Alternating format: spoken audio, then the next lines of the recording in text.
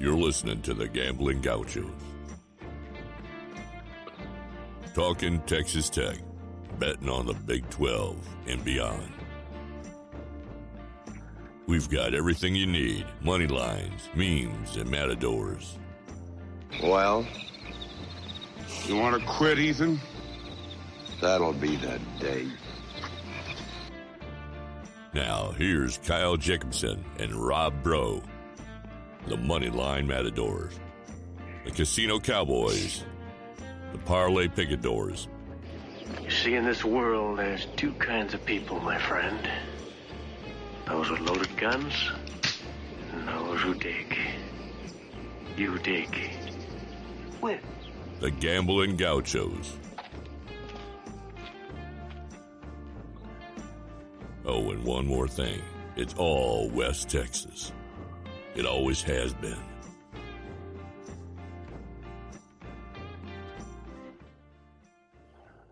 Welcome into the Gambling Gauchos. I'm Rob Bro. He's Kyle Jacobson from the Cardinal Sports Center studio.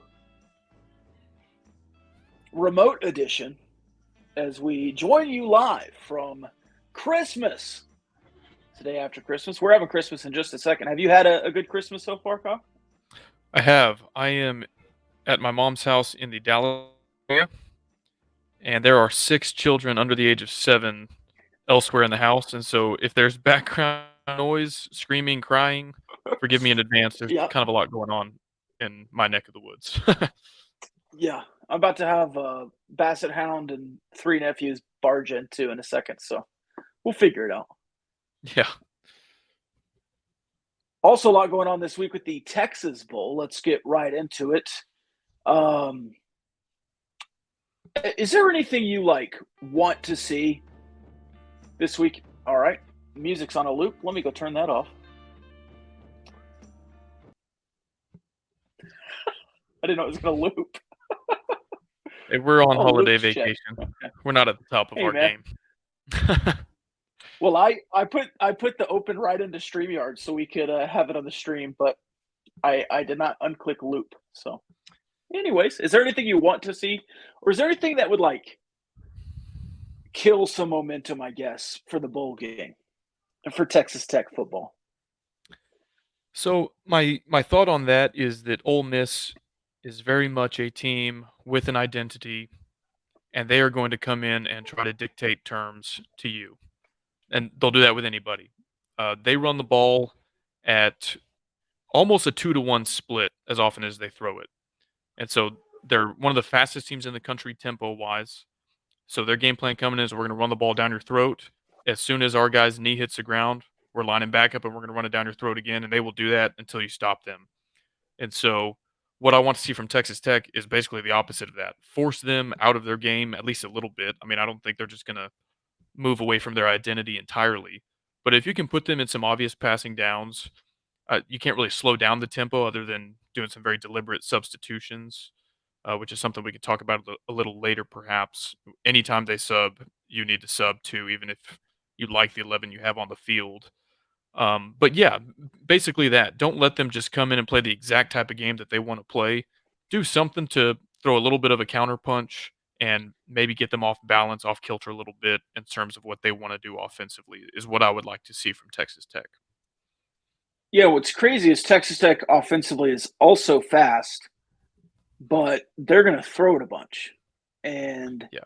you're going to have 2 offenses that are going to run a bunch of plays. And if there aren't very many 3 and outs, you're going to have 2 really tired defenses. This could be an exciting second half. Yeah, and that's where I think anytime you play a team that wants to run as many plays as Ole Miss, that presents a certain challenge to you. But in this portal era, when you lose some depth pieces like Kobe Minor, I know Tyree Wilson was hurt, he's going to the draft, but you lose some guys like that and it diminishes the number of playable guys you have.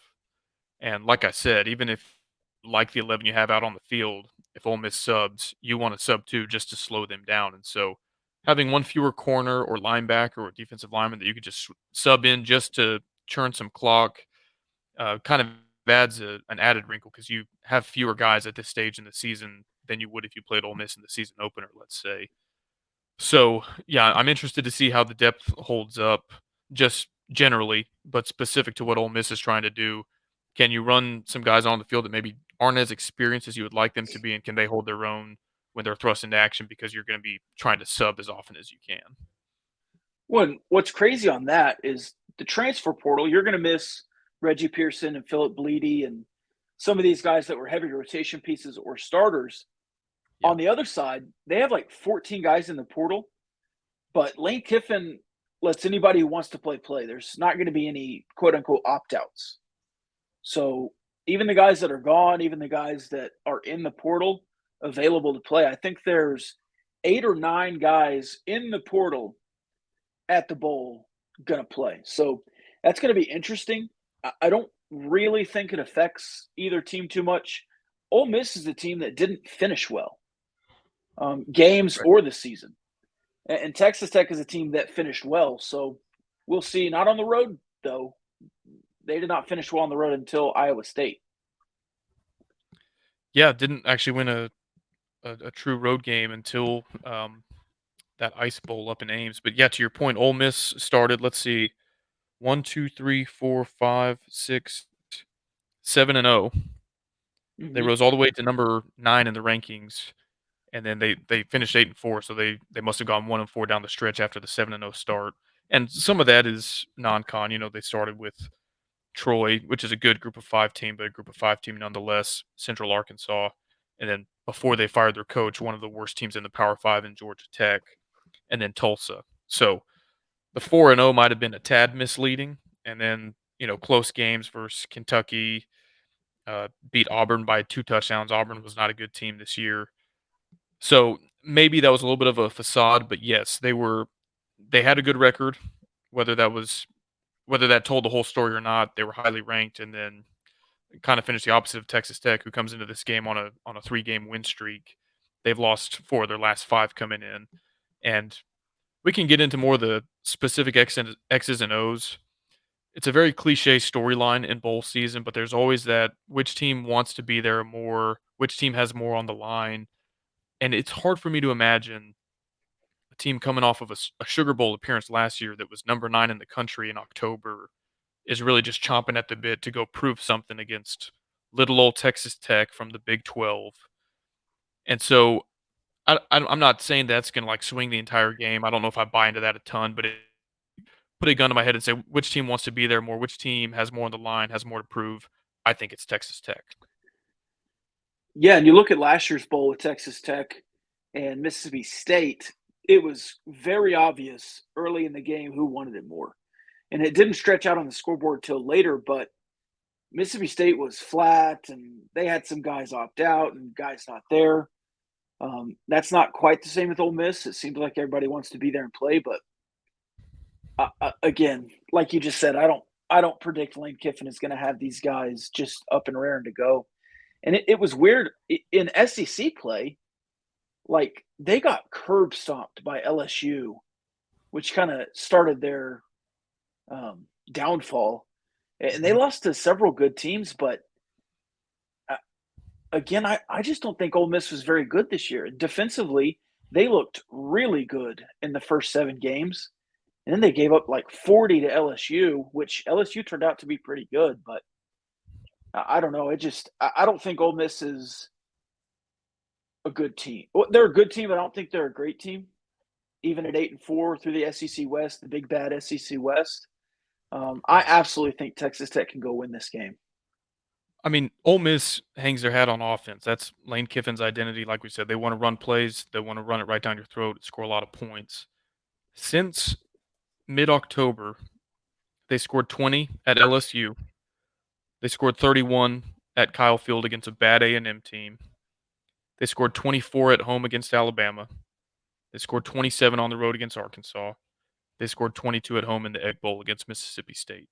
So this is a team that they're solid down the stretch on offense. They're not bad, but they're not blowing the doors off anybody or, hanging a 40 or 50 burger on anyone either. And so that's where I think it's very doable that you keep them in the low 30s, upper 20s, And if you do that, this should be a competitive game in the fourth quarter, kind of no matter how the game script unfolds. And so if you had been paired up with Ole Miss in mid-October, I would have said, look out, high flying offense. They might score 45 on you. At this juncture, I'd be pretty surprised if they surpassed 40 and disappointed, quite frankly. That would be their best offensive output in more than 2 months if you surrendered that much to them. So we'll see how it goes, but I think this is a beatable team. I think there's definitely a certain style of play that Texas Tech is going to be looking for, and we'll see how that unfolds. How much Zach Evans tape did this team watch from that TCU game last year? And do you think his face is on a bulletin board somewhere? Because he's not the starting running back, and he really isn't even. I mean, he had half as many touchdowns as Quinshon Judson, and Judson had 1,400 yards. He's their lead back, but Yeah, I mean, what he did last year. Yeah, let's start talking about some of Ole Miss's dudes because they have some dudes on offense. Yes, they do. Zach Evans, we know he's really good. We saw him in Lubbock last year.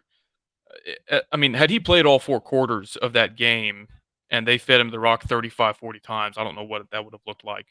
But as good as he is, like you said, he's getting half the carries as true freshman Quinshon Judkins. This is a kid who just showed up at Ole Miss and is an elite talent to not only be ahead of Zach Evans on the depth chart, but to outpace him, outrush him 2-1. Shows you how highly they think of him. And I didn't get a chance to watch every Ole Miss game, but I watched a few. And man, they know exactly what they want to do offensively, and they're good at executing it. And so that it sucks for you that they have 2 backs that good because if Judkins is a little bit tired, 20 or 25 carries into the game, or 5 or 6 carries into an individual drive, they just swap him out for Zach Evans and they don't miss a beat. So they average 47 carries per game, the Ole Miss rushing offense. Most of that is through those 2 backs, Quinshon Judkins and Zach Evans. But their last 6 games, quarterback Jackson Dart, a USC transfer, has 10 or more carries in each of those 6 games. And so they will utilize some quarterback run game. So there's really 3 guys out of the backfield you have to monitor at all times. When he's got more than 500 yards rushing, Dart. Mm-hmm. Yep. And he has 3,100 yards total offense and, more than 20 touchdowns. Look, watching this, I watch Ole Miss quite a bit through the year. Lane Kiffin's one of my favorite coaches, and I think his offense has grown quite a bit. But you do see a lot of the Briles offense and what they try to do, and that comes from his time with Kendall Briles at FAU. And I don't know that they did that as much at Alabama. I guess they did with Lane Kiffin, really want to run the ball, but about as close to the Briles offense, except for maybe what Arkansas does with Kendall Briles, is this Ole Miss team. And I don't know yet. It worries me a little bit, but this isn't the same Texas Tech defense that just got curb stomped a bunch of times against that Briles offense in the early aughts, the late aughts, the early tens. So I think Krishawn Merriweather is going to be a big piece. This is his going away party. Those linebackers are going to have a good game. And then the interior defensive line, without Philip Bleedy rotating, you're going to have somebody else step up. Yeah, you need a big game from Vidal Scott. You need everybody to stay healthy. And then I don't know, maybe especially with that redshirt rule that guys can play a 5th game if it's the bowl game. Maybe some younger guys we haven't seen a ton of yet are asked to step up a little bit, and hopefully they play well. But yeah, the Briles comp is a good one because I noticed, something we've talked about with the Texas Tech offense all season is they'll use the quick pass game and they'll throw it sideline to sideline sort of to replace the run game when you're not going to just hand the ball off in a traditional sense. The Ole Miss passing attack, I mean, they do that from time to time, but from what I saw on tape, if they're not running the ball right up the gut, it's intermediate to deep routes. So there's not going to be a lot of 5-yard hitches or bubble screens or just throwing it out real quick to the sideline. If they're throwing it, they only throw it, I think, 28 times a game to their 47 rush attempts. It's an aggressive down the field shot, usually after they've kind of sucked you up with the run game. They bring those safeties up, bring some guys in the Yeah. box, and then when your guys are one-on-one, they wanna hit a post route, a long crossing route, something like that. So it should remind you a lot of the 2014, 2013 Baylor offenses, and their splits are that way too. Like, they'll have a receiver outside the numbers on both sides of the field, just trying to create as much open space as possible. When their two leading receivers, both vertical threats, both average 16 or more yards a catch. So, and they have 800 yards. So it's not like they just have a couple catches that are deep. They do. They run the ball, they suck you in, and they get vertical. They, It's an offense I like. Yeah. They utilized a tight end early in the season, and he must have gotten injured. I don't know if he'll be back for the bowl game. Um, eh, Obviously, they've had to get away from that without him, and so their two main guys as pass catchers is going to be, let's see, Jonathan Mingo is more of like a slot player. He's not quite tight end size, but he looks like he's got a pretty solid frame. He's about 6'2", 215 is what he's listed at. And then who's their main pass catcher? I'm blanking on his name. Heath. Malik Heath. Malik Heath. Yeah, he's got 52 catches, 834 yards. He leads the team in both of those categories, 4 touchdowns. He'll be on the outside. Their tight end's name, you'll love this, Rob, was actually Michael Trigg. And he was well utilized, Michael Trigg. And that reminds me, Rob, if you're not in Houston for the bowl game this weekend, if you're traveling to Lubbock for some reason, hopefully you're staying with our friends at Stay Trig. You can book at staytrig.com. This is your local short-term home rental option in the Lubbock area. What differentiates Stay Trig from something like an Airbnb? Well, every single Stay Trig property is professionally upscale furnished, decorated, same standard, so you always know what you're going to get. It's consistent, and you're supporting a local business. Staytrig.com, and they love the Gambling Gauchos listeners so much. You get 10% off your first booking when you use the promo code Gauchos at staytrig.com. So Michael Trigg, unless his injury is healed, he will not be back, but they kind of had some cool formations and looks when their tight end was available. But without him, it'll be Mingo and Malik Heath as their primary pass catchers. They've got 2 great running backs. They don't run, that I saw, any 2-back sets. I think that's because they don't want to sub, and so they want to keep just one running back on the field at all times. They could theoretically get creative if they wanted to put Zach Evans and Quinshon Judkins out there at the same time, but didn't see a lot of 2-back sets. So that's kind of what I'm expecting to see. Like you said, they're gonna pound it with Judkins. When he needs to suck wind a little bit, they'll put in Zach Evans, and then when they feel like they get a good look from the defense, they've sucked you up to defend the run, they will go 15 to 20 yards plus down the field. So we talked about some defensive players at Texas Tech that won't be there, Pearson, Bleedy. Offensively, you'll have a full complement. And it sounds like SaRodorick Thompson is healthy. I guess the only 2 players we really need to talk about on offense, the quarterbacks. Tyler Shough is going to start. Do you have any props on quarterback snaps? Do you think Morton will get a drive or 2, maybe a second-half drive? Or do you think they'll just play Tyler Shough and, depending on how the game goes, maybe put Behren Morton in? To say that the quarterback usage has been unpredictable this season would be an understatement. So Yeah. I would love to think with a month of bowl practice, yeah, they've got a drive scripted for Behren Morton.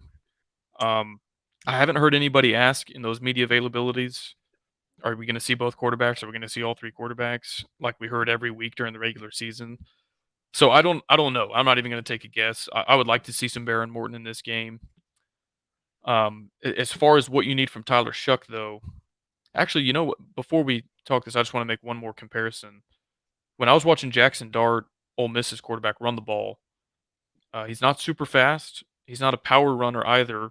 His running capability honestly reminded me very much of Tyler Shough. It's get enough for the first down, scramble when you need to. There's not a ton of designed runs for him. And so I think actually their quarterback run game is going to mirror your quarterback run game like we've seen with Tyler Shough the past few weeks pretty closely. One thing I did notice from the Ole Miss defense, or I guess a couple things. It's a 3 defensive lineman front, and they will very often move some backers on both ends of of the defensive line were kind of fill in the A gaps, and so they'll bring 5 with the 3 down linemen plus a couple backers, and when they do that, it puts their Mike linebacker kind of on an island. And a couple teams have been able to exploit that. When they see the blitz coming, they read it well. There's a hot route open over the middle of the field, or Kentucky gashed him in the run game a couple times because that backer is one-on-one now with a ball carrier. And so I think hopefully the way Texas Tech runs their offense, where they are able to change the play at the line quite often, if they see a look like that, where they think the middle of the field can be exploited, hopefully they take advantage of that. And I think that's been a concern of yours with Tyler Shuck. Is he reading the middle of the field quickly enough, well enough? That'll be a big thing because I could see a couple of big plays over the middle if we see it and exploit it properly. At the same time, if we don't, and Ole Miss is bringing 5+ pass rushers, then those could be negative plays for the Texas Tech offense. So the middle of the field and kind of what they do with their linebackers. We've seen Sir Roderick Thompson shred some zero blitzes in the past, and so I think that could be sort of a make or break type component of this game. Is when they do leave their middle linebacker on an island because they're bringing blitzers, can you take advantage of it, whether that's in the pass game or in the run game? Steven says Morton is catching calves at the Bowl Rodeo, so he's in great shape. Great shape. East Texas, baby. Absolutely. That is something cool the Texas Bowl does. They do the Texas Bowl Rodeo, and it pits the two teams against each other. So Ole Miss players out there, Texas Tech players out there. Also, another comment. They're close to 200 Texas high school football coaches at practice today. They opened up practice for bowl coaches, high school coaches. So that's pretty cool that they have. I'm assuming that's a lot of Houston area, but I would assume people driving in for the game or whatever catching practice. I wonder how they got them there because it's not like Joey McGuire knows any coaches in the high school ranks, you know? Yeah, I don't know. Probably put it out. So that team rodeo before the game, do you know what kind of animals? Is it beef and pork mostly, or? Yeah, I would assume lots of beef. They might even do some burn-ins out there.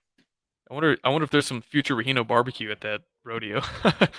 I don't know if they brought the trailer down to Houston for the Texas Bowl, but hopefully our friends grab some Rahino barbecue before the holidays. At Rahino BBQ, you can follow them on social to find out where their mobile food truck is going. And then they've got home base out in Olton as well.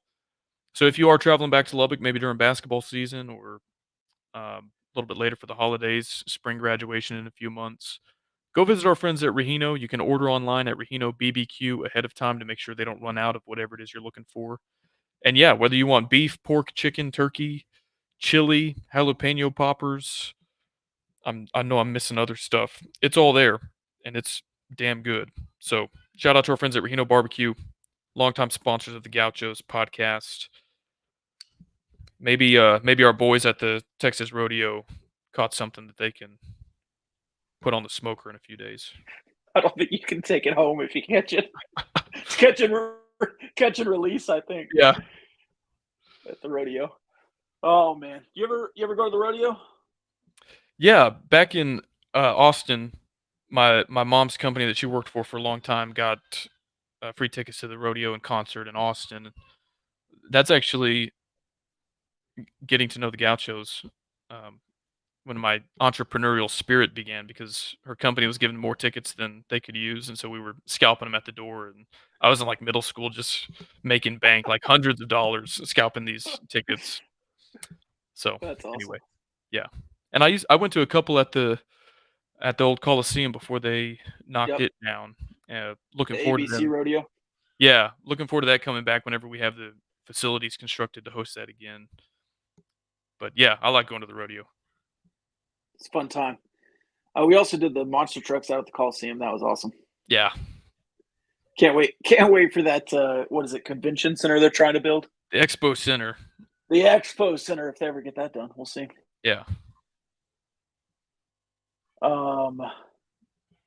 Any other bowl thoughts?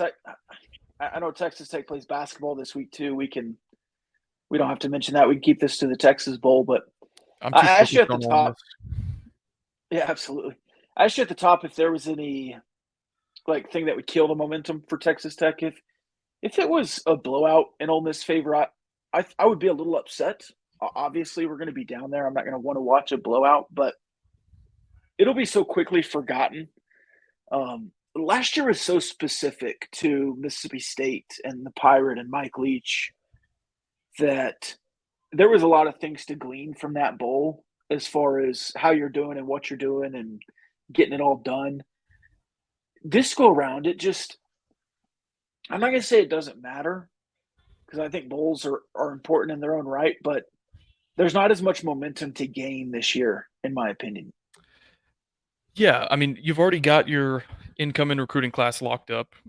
The next recruiting class isn't signing for 11 and a half months. So while it is absolutely great that you've got 200 high school coaches coming to practice and hopefully some recruits from the Houston area in attendance or watching on TV, it's not like if you do lose by 24, they're going to be like, well, screw it, I'm not going to Tech. Like, they'll still have a chance to visit in the spring, come to one of your camps, your junior day, whatever.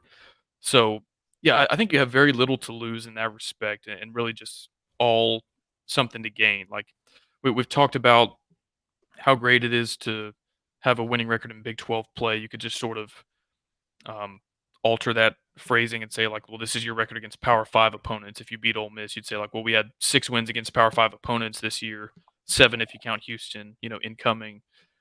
And it's been a long time since you've done that. So I see a lot of upside. I don't see a ton of downside.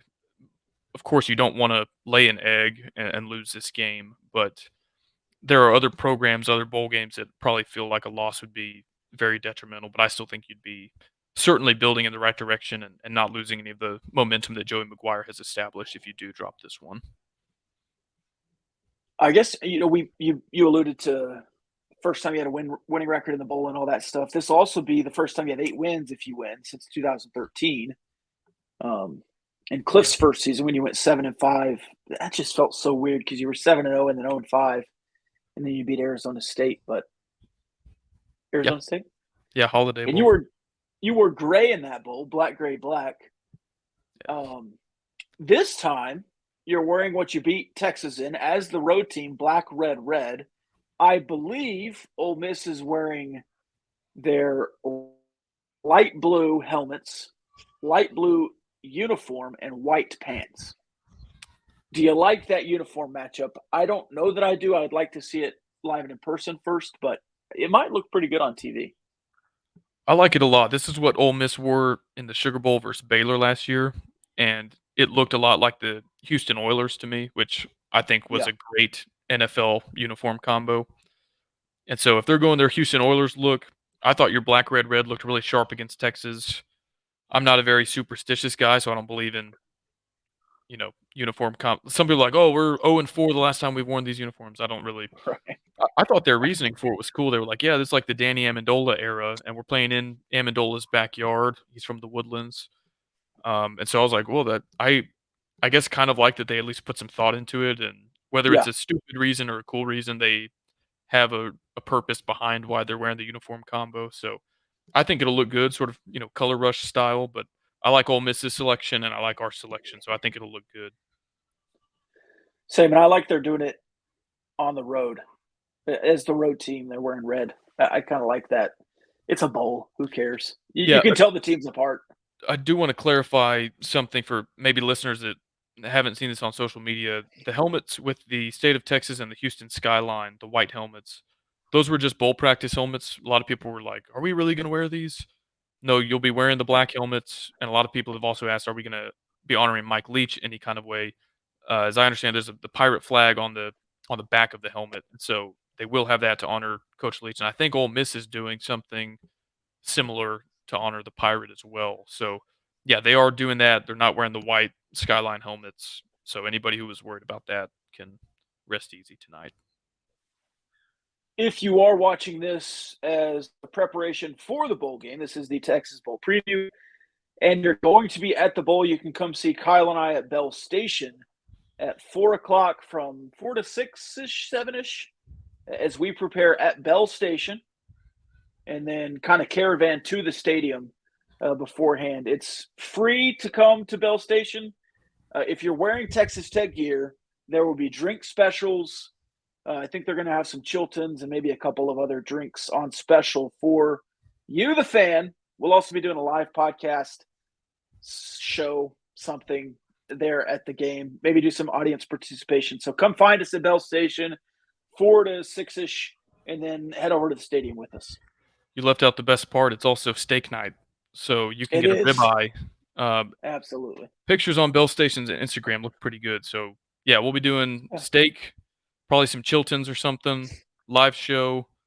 Hoping that's interactive. Maybe we'd like just do some prop bet picks with our listeners. And yeah, I think it's about 15 minutes from NRG. They're in Midtown Houston, so easy Uber ride. And yeah, we would love to see y'all there. It should be a really good time before the game. Did you see their Christmas post, Bell Station? I don't think I did. They had a Merry Christmas.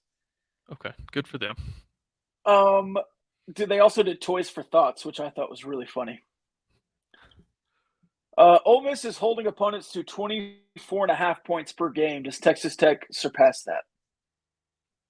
I think so. Like I said, Ole Miss has played some really bad offenses. They goose-egged Georgia Tech. A&M was a dreadful offensive team this year, and they gave up 28 in that one.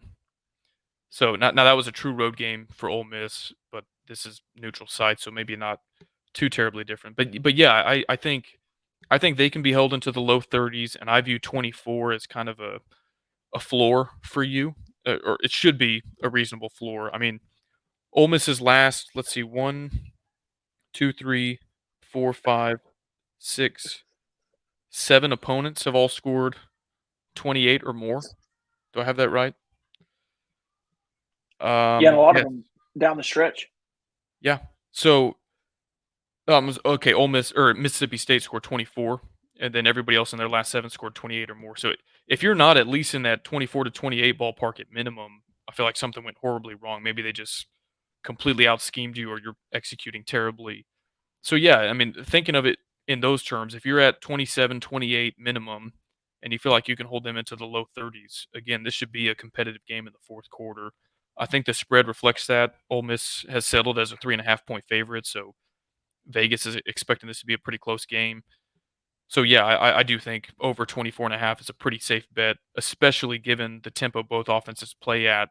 Even if you're not terribly efficient on a per drive or per play basis, you should get the ball enough times to score 24.5 or more if you're doing anything reasonably well on offense. They also average 265-ish yards rushing per game. Do they surpass that?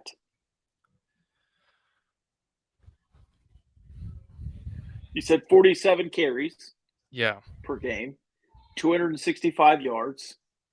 Some quick math there. That's 5 yards a carry, 5.5. Right.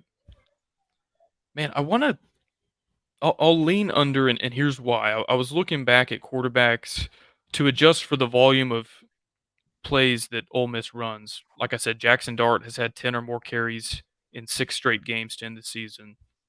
To account for the fact that he's probably running more because they run more plays, I looked at quarterbacks that have run 8 or more times versus you kind of down the stretch. Hunter Deckers ran 10. I think Dylan Gabriel ran 7 or 8. Max Duggan ran 12. And you've been very successful defending the quarterback run ever since Adrian Martinez absolutely shredded you. Now, Spencer Sanders found some success, but it wasn't terribly efficient. I think he was 3-point-something yards per carry. And so if Jackson Dart is going to run it 10 times or more, and you're holding him to 3 or 4 yards per carry, that to me, that's a good sign. And so I would lean under. Their running backs are still dangerous, but I guess I'm giving – if you defend the quarterback run game as well as you have the second half of this season, or really post Kansas State, I think you'll have a shot to maybe keep them under some of their rushing averages.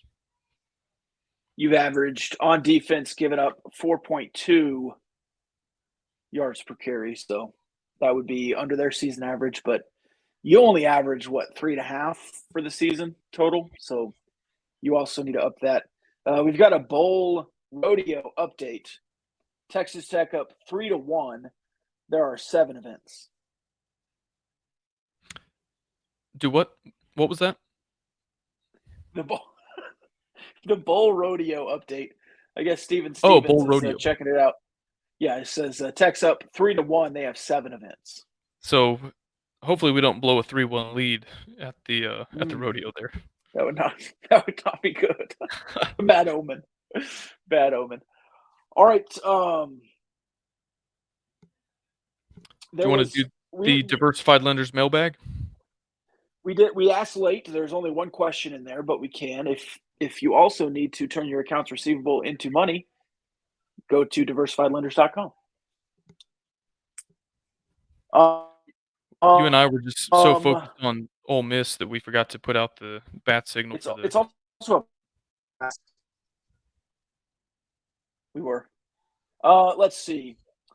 Well, there is a bench cut on some old helmets. The Never Quit helmet, the Texas flag helmet, and the white ombre helmet for Texas Tech.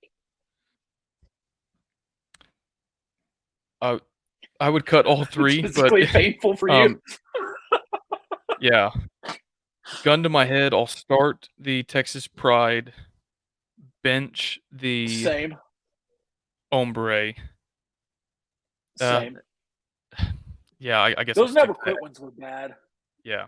With all the words all over them, they were bad. I was about to hedge and say from afar, it just kind of looks like a dark helmet, and so maybe it doesn't look that bad if you don't know, but, like, the close-up design is not good. Getting to know the Gauchos, I actually really like the Texas Pride flags. It had potential. It's so bad. I don't know. I might cut the ombre. And then the only question in the mailbag is how long until Fardaws gets any playing time. Did you see Al Pinkin's tweet? Yeah. Al Pinkin's practice tweet with Fardaws in shoes shooting.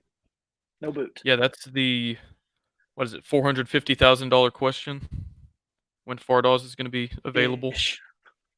Ish. Yeah, if you know, you know.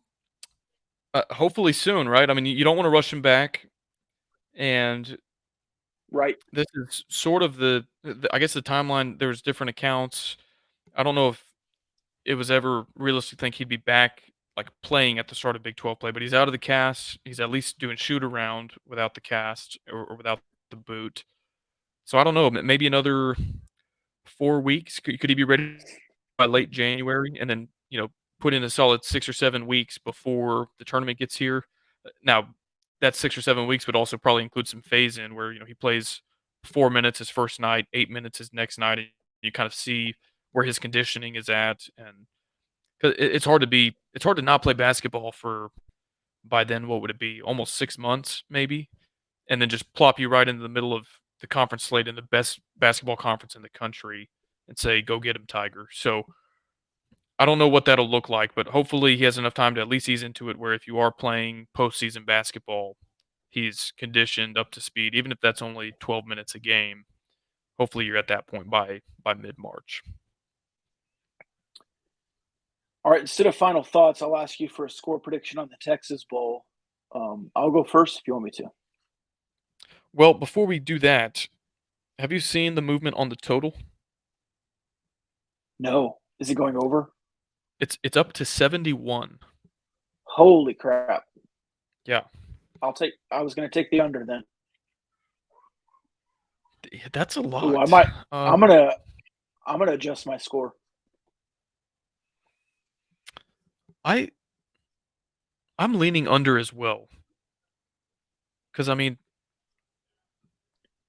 yeah, like What'd you say it was 35 up to? 71 on action. Oh yeah. So I was going to say 34-31, which would be 65. Yeah. It seems to me in recent history, at least one bowl team uses the bowl prep to come out with like a stellar defensive game plan.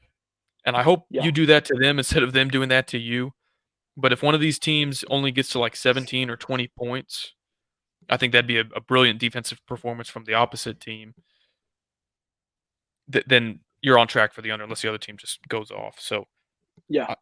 at 71, I like the under. That's just a lot of points. Once you're talking a number that starts with a 7, it's hard for me to go over unless we're like 2015, 2016 Texas Tech, Is that still a 3-point line? 3.5. Wow. Goodness, this is off topic. Oregon, North Carolina, total is 75. Golly. I mean, so they think, yeah. So 38-34 is what they think it's going to be? Yeah, roughly. That'd be 72. Yeah. And that's a bowl win for Ole Miss. Yeah. Wow. So, yeah, I think I like the under at that number.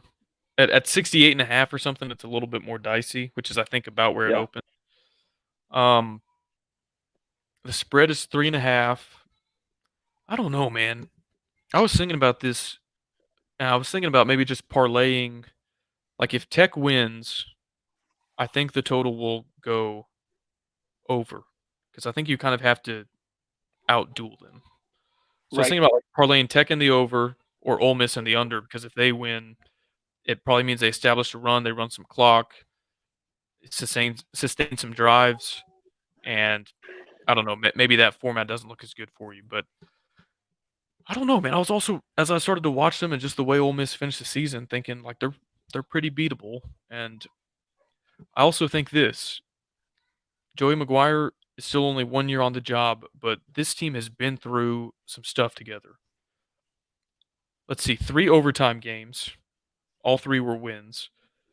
They did not seem to flinch at the big brands. Like I've seen Tech teams that show up and they lose to OU after the coin toss. Like they show up and they're not going to win that day because of the logo on the other team's helmets. So I don't think this team is that. The only game where they came out, I don't even think flat is the right word, but like Baylor and NC State were not good performances, given the build up, and one of those was a true road game. But I don't know. I just don't think this team will like flinch and come out flat or anything like that. And so my gut feeling when we recorded our last episode before Christmas was that Ole Miss would win the game. Now I'm changing my tune, and I think Texas Tech has a path to victory, and it's one I expect them to take. So give me the Red Raiders plus 3.5, especially with the hook there. Even if they lose a close game on a last-second field goal, I think they could cover the 3.5. So I'm picking Texas Tech. Does the Texas Tech destroying Ole Miss 5-2 at the rodeo, is that adding into the effort there? It helps. The momentum, taking momentum from the rodeo. I'll stick with 34-31 and take the under in Texas Tech to win as well. Think about this, man. Those Ole Miss players, they have to go back to their hotel room tonight and go, shoot. Yeah. Those guys can rodeo. I don't know what they're going to do between the lines in a couple days when we have to play them. So now you're in their heads. Yeah. That's exactly where you want to be. They're terrified. And, dude, the clips, we joke about 2021 Iowa State just being the most together team of all time. We're not concerned at all about locker room chemistry or is everybody's head in the right, are they really still in it late in the season? We saw that video of them singing on the 12th day of Christmas. That was awesome. Like, the team is apparently enjoying bowl season. They're cleaning up at the rodeo. And so, again, I expect them to come out guns blazing. I do not expect a flat team that doesn't want to be there or is just looking ahead to the portal, the draft, whatever. I think this game means a lot to them, and I hope we have a good game plan for them. I think some things you do stylistically can match up versus what Ole Miss is going to try to do to you, and so hopefully you effectively counter that, and that leads to a Red Raider victory. You said it all, Coach. We'll leave it there. Hey, come to Bell Station, 4 o'clock on Wednesday, the day of the Texas Bowl. Hopefully y'all are listening to this, maybe driving or flying down. Would love to see a great Red Raider crowd. Would love to meet some of you. And safe travels the rest of this holiday season. See y'all Wednesday in Houston. Love y'all. Love y'all.